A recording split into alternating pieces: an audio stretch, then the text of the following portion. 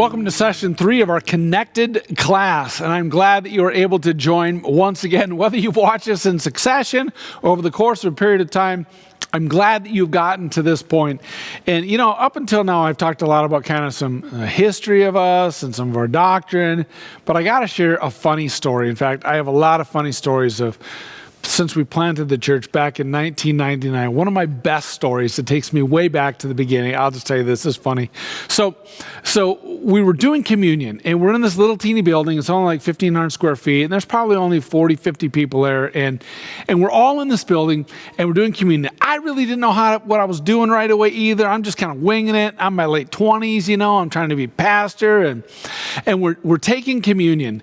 And I had forgotten that day to get the communion elements, because back then I used to buy all the supplies. I didn't get the juice.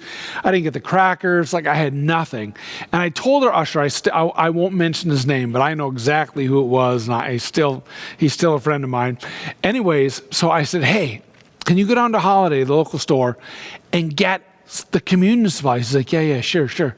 And I just started going, and I had preached my heart out for like 15 minutes, because that's back when I barely speak. I speak for like 15 minutes, and I'm done. And I say, now it's time for us to celebrate communion. It was like one of those moments when I think people's hearts were captured, and we're going to celebrate communion. And I look in the back, because this guy had just returned from Holiday, and I look in the back, and in his hand, he's got this grape juice, right? And then he had a bag of hot dog buns stacked up in a pyramid. Like, that was our communion elements for the day. No crackers, not even shredded, just literally a pyramid of hot dog buns. And I didn't know what to do. I was not young and new to the ministry, so I called him to come up, and he hands it to me, and I passed out. I think we poured some of the cups of juice and stuff, but I passed out. This tray of hot dog buns, and people were taking a whole bun. Some took a half a bun. Some took a piece off a bun. And I still remember one of my friends sitting in the front row. He had taken an entire hot dog bun. He has it in his hand, and he had this little cup for communion. And he goes, oh, man. Anyways, that's just one of the many, many funny stories that we've had. We've had squirrels in our building before. We've had all kinds of crazy stuff happening. But that brings me up till now. So in January in this session, we want to go over Vision 2021, our membership covenant, and the membership application, which you're going to have an opportunity to do on your own. But Vision 2021, over the years, Freshwater's had different visions. It's where we feel that God has led us to go, whether it's expanding, whether it's reaching certain people, whether it's moving in certain areas of the world. I think back to our Haiti project that we did in like 2015 or 2016, when we raised $60-some thousand. We were able to have pay a nurse for years, build a building, run a school there. I remember we had this vision in 2018. We wanted to install some of these water tanks in Africa to give people potable water that they could have. We've had a desire to do car care ministry, a desire to start food shelf, desire to plant churches. But in 2017, we really feel that God had called us to a new level. That God really called us to raising the spiritual climate of our community. And that in 2017 is when we launched this 5-year ambitious goal, really this vision to raise the spiritual climate of our community. And it's really a God-sized vision. And we've been working at it now for a significant period of time. And it might not just have started, it might have started in 2017, but when it ends, we thought it might be in 2021, but we really don't know. It maybe could be extended. We're not really sure, because when COVID hit, it messed everything up. But here's our 8 strategic goals that we wanted to reach by 2021. And the reason we wrote these goals down is because I believe that it's important to have tangible metrics that you can say, did we hit it? Like how are we doing? See, it's one thing to say, oh, we want to do this or that, and then have no metrics around it. It's another thing to say, yeah, we want to do this, and we're going to measure it. Because if we measure it, then we know, how are we doing? Are we accomplishing what we set out to do? So here it is. We have 8 different strategic goals to reach for part of our Vision 2021. First was to lower the divorce rate by 5% within 5 years. That meant that we needed to invest a significant amount of energy and resources into helping couples. So we've done that in 2 ways. We started a marriage mentoring ministry. Now we have over 10 different couples that meet with people, not just a peer-to-peer, but they're trained to help them over some of their hurdles and their hang-ups in their own marriage. And to date, our groups have met with, I think, over 30-some people, but we've ministering to over 60-some kids. And I do know this, that out of these couples that we met with, some of them are for pre-marriage, some of them are post-marriage, like they were married, now they're in a struggle, some are in a midlife crisis, that we've made a significant difference. We've impacted over 60-some children, more by the time that you watch this. And over, I can't even remember what I said, 24 or 30-some families, couples that we've actually helped make a difference in their life. And we actually took this ministry in 2018, or in 2019, I should say. We took it beyond Freshwater, and we invited many other churches. We have 17 other sister and partner churches that said, yeah, we want to do something too, because our goal is not just to build a castle, it's to help build God's kingdom. But we saw a lot of other churches who said, yeah, we want to do something to make a difference for the glory of God. And that's what they've done. And so together, I really do think that we've made a tangible impact. We've looked for stats on this, but because of COVID, all the 2020 stats are pretty much junk or not even available. So, lower personal debt by 50% in 5 years. This is number 2. We realize that one of the main stressors for people, this is according to all of the studies, it's financial debt. And we as a church, we want to dive in not just to those, unicorn and rainbow areas of the Bible, but we want to get into those areas where people really live and that they struggle with. Debt is one of those. That's why we've offered Financial Peace University. We've offered multiple other classes and personal counseling to those who need it. And since we've launched our Financial Peace University class, we've seen people remove $170,000 plus in debt combined. This just in a few classes. People said, I want to get out of debt. $170,000 people have erased and said, yep, that no longer is a stressor in our relationship. But that was our vision. Third is positively impact and assist over 300 people struggling with substance abuse and mental health challenges. We put it right on the radar, and we put a number there that says we want to help at least this many people, because we know that mental health issues are a real thing. I've been very honest and transparent over the years that I struggle with depression. I take medication for it. I exercise. I try to eat right. Well, give or take a little bit of pizza here and there and maybe some lasagna and stuff. But nonetheless, I'm trying to do good. But it's a real issue, and we want to take these mental health issues out of, get rid of the stigma and say, yeah, it's a real thing, and you need to take care of your mental and emotional health just like you need to take care of your physical health and your spiritual health. They all go together. You need to take care of you. So we have a very holistic approach. So our goal was to help at least 300 people in 5 years, and I am happy to say that we exceeded that, not by a little, but by a lot. We helped way more people than that over the last several years dealing with mental health issues, because we've done seminars on suicide, depression, anxiety. We've had deployed a counseling network. Like, we have so many resources available to anyone dealing with mental health issues, whether it's our programs that we have 3 nights a week, our small groups. We want to help people, and we have definitely already reached that goal, and we're going to continue to help people until we feel that the Lord has closed the door in Vision 2021. Fourth is we want to see 1,000 people make the decision to follow Christ in the next 5 years. That might have been a bit of an ambitious goal, I'm just saying. But I was feeling faithful at the time. To date, we've seen over 350 people give their lives to Christ in faith. We still have a long ways to go, but yet we have a target. And we still believe that God is in the life-changing business, and that God wants to change your life, and He wants to change your neighbor's life and other people's lives for His glory. That's why we're keeping that goal ambitious.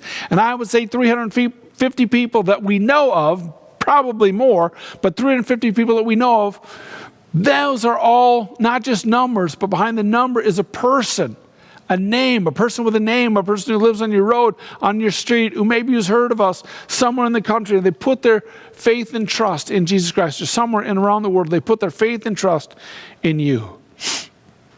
And fifth is we want to see 80% of Freshwater people connected with others in a group. Now, I understand with COVID, it's been very difficult for people to get together. Many have done Zoom. Zoom is a really tough way to do group, but people have committed to it. They've done well. Others meet in person. That's gone well. Others meet in different locations, in homes. That's gone well. Some of our home churches that meet all over the country, they're going well. People are still getting together, and they're their expression of Freshwater in their particular community, and maybe that's you. And maybe even if you want to be a part of the Freshwater movement now, you can start your own expression of Freshwater in your community. I don't care if it's in Huntsville, Alabama, or Georgetown, Texas, or Ontario, Canada. You can start an expression of Freshwater right where you're at to say, yes, I want to be a part of this movement, a part of what God is doing here. We have to date, let me give you an update, we have about 60% of those that we know about at Freshwater involved in the group, so we still can shore that up by another 20%, but either way, that's pretty good.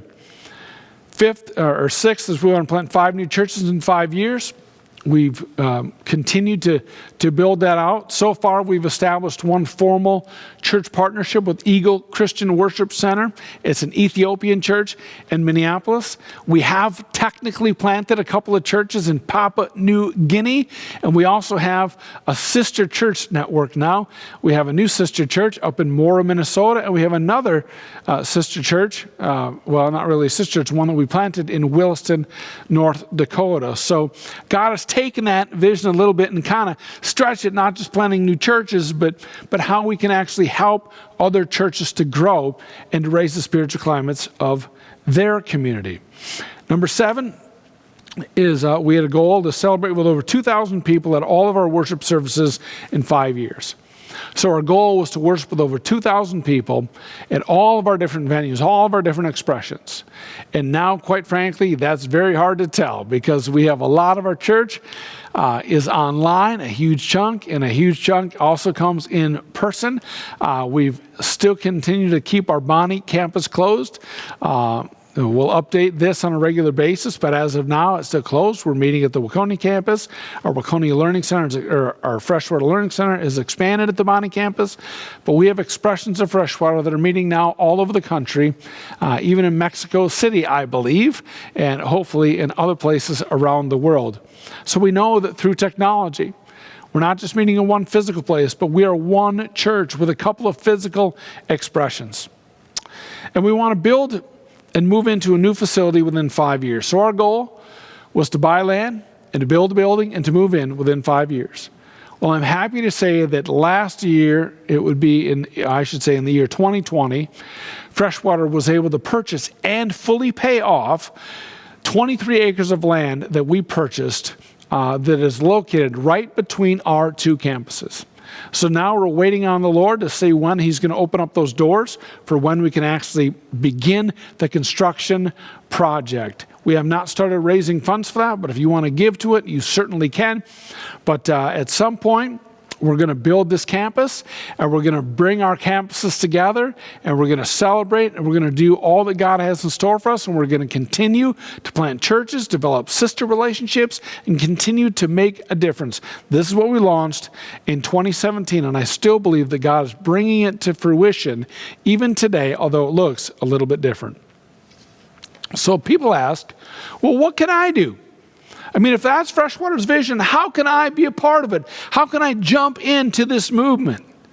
Well, here's 4 actually easy things for you to do.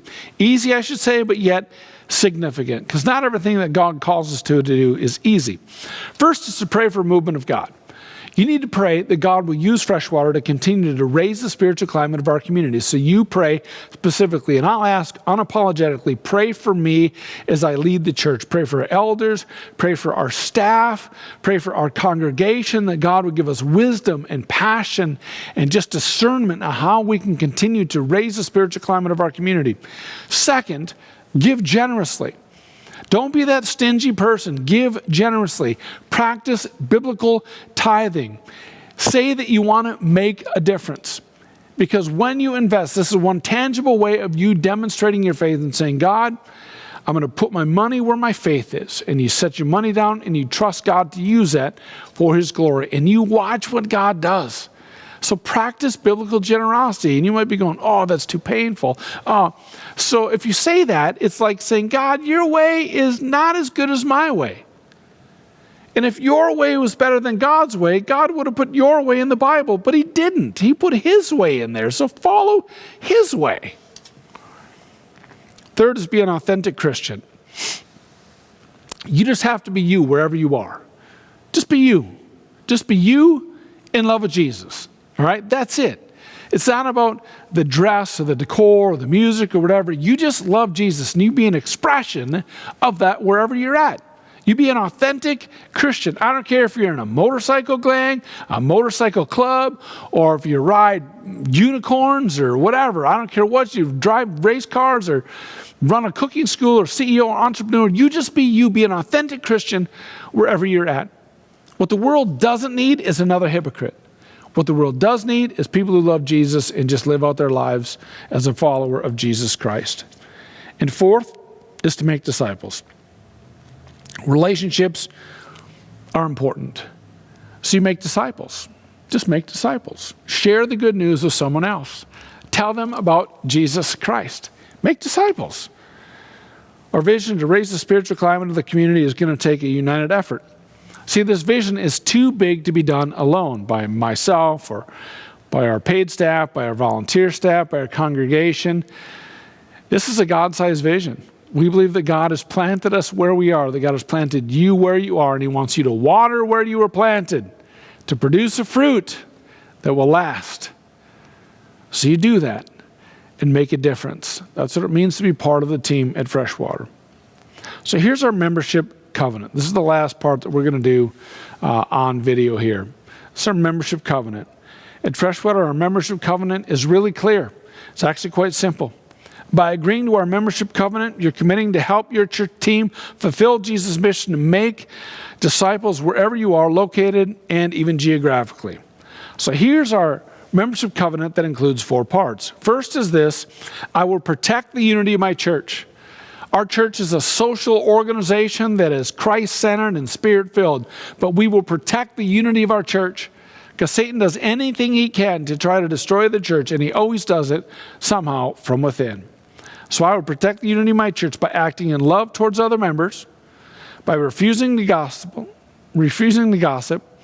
by reconciling conflict, by encouraging others, and by showing grace and practicing forgiveness. That's how you can protect the unity of Freshwater. Wherever you are at, whatever expression of it that you're in, that's how you do it. Romans 15:5 says, live in complete harmony with each other, each with the attitude of Christ toward each other. Second, I will share in the responsibility of my church. Well, what does that mean? By inviting others to attend online and or in person. So invite other people. I don't care if you just put it on Facebook, put it on Instagram, TikTok, social media, whatever it is. You just let people know, hey, you could join. I don't care where you're at. You just watch this and you be connected to the Freshwater family. You be connected. You can do that online. You can do it in person. If you happen to go to one of our physical campuses, you can invite someone to go with you. And we're living in a time right now when people are desperate to find hope. And at Freshwater, we preach the gospel, and the gospel is hope. And by warmly welcoming those who are alone and or visit, so maybe you're at one of our campuses, greet someone. That's all we say. Just be yourself and greet someone. Or if you're even in your neighborhood, invite someone to come to your home church. Invite them to come to your home church. And by practicing biblical tithing and generosity, and by making disciples. This is all part of sharing the responsibility of my church. In Romans 15:7, it says to warmly welcome each other into the church, just as he has warmly welcomed you.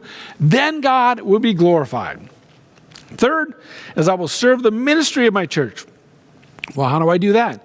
Well, by discovering and using my spiritual gifts and talents, by serving on a regular basis at church and in my community, and by participating in a small group as my priorities allow. So you're serving the ministry of the church. In other words, you're saying, yes, I want to be a part of this movement that God is doing. I want to be a part of this expression in my community. I want to serve and make a difference. I will make a difference by being a disciple maker. Now that looks different in so many different ways, but you're saying, yes, put me in, coach. 1 Peter 4:10, serve one another with the particular gifts that God has given each of you. And the fourth and final one is this: I will support the life of my church by attending faithfully online and in person, by living a godly life, and by praying for Freshwater and the ministry that we do. Hebrews 10:25 says, let us not give up the habit of meeting together, but let us encourage one another.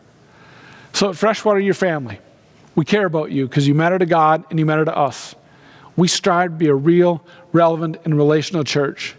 And we exist to reach non-believing individuals, to connect them with other Christians, to help them grow in their faith, to serve others and honor God with their life. That is our purpose. That is our purpose. And we want to help you, and we want to connect with you. We want to make disciples with you. We want to make a difference with you, and we want to be a family with you. At Freshwater, you really are family. And so if you want to be part of the Freshwater team, I strongly encourage you to fill out the application that is, there's a link on this site, on this video, that you can click on that link and you can get the application. You can fill it out and email it back or mail it back or whatever. Just let us know. Be honest and be transparent. And if you gave your life to Christ, you make sure that you indicate it on that paper. We'll give you a Bible. We'll get you going. We'll help you to grow.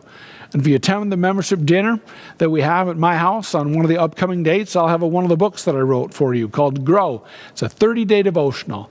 It'll help you to grow closer to Christ. It'll help you to grow in your faith each and every day. So from the bottom of my heart, I want to say thank you. Thanks for attending the Connections class. Thanks for considering joining the ministry of Freshwater Church, no matter where you are. You can be an expression of Freshwater. Whatever country you're in, whatever state you're in, whatever place you're in.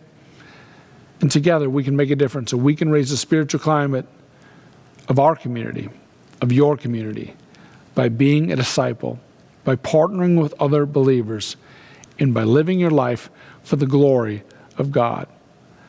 So until we see you again in person or online, may God bless you and keep you. May his face shine upon you and give you peace.